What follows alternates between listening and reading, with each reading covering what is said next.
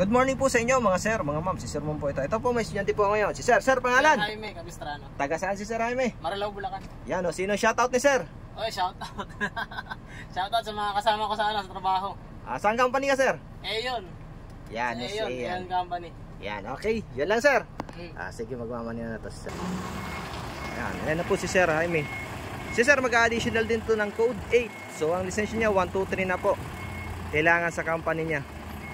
Magdadrive kasi siya ng trailer. May unit daw na dadating sa kanila ay kailangan niya ng magka-code 8. So yun nga po, bago magka-code 8, ang requirements na LTO is yung PDC certificate. Kaya si Sir pumunta dito. Taga Bulacan to si Sir. Mag-PDC lang din. Ayan o. So yung mga gusto dyan mag-additional code 8 or code 3 po, pwede po. PDC po ang requirements natin. Yung mga gusto mag-code 3, dapat meron po kayong 4 na taon na professional na license na code 2. Yung mga gusto naman mag code 8, at least meron kayo pong 1, 2, 3 na 6 months. Yan. Doon naman sa kabila to Sir. Sa kabila naman Sir.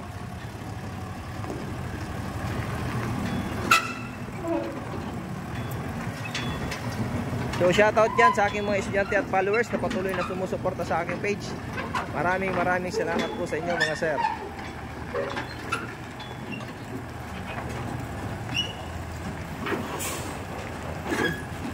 Yan naman si Sir, taga Batangas.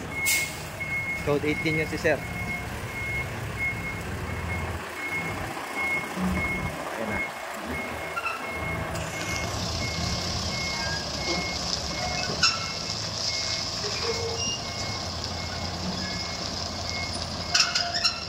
So yung magko-code 8 po, pagdating sa LTO, pag nabigay nyo ko na po sa inyo yung certificate, ang gagawin nyo sa LTO, magme-medical exam. Yung exam po ay mahirap sa LTO, kaya mag-review po talaga.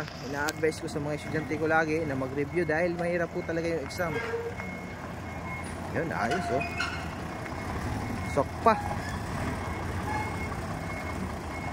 So follow nyo naman po ako sa Facebook, TikTok, YouTube, PDC by Sir Mon po, type nyo lang. At yung mga gustong mag-inquire, mag-message lang po. Yun, shoot. Yun, neutral. Ayos. Okay, abante mo doon ulit. Yan po yung mga gustong mag-additional code 3 at code 8, PM lang po. Maraming salamat po. God bless po sa inyong lahat.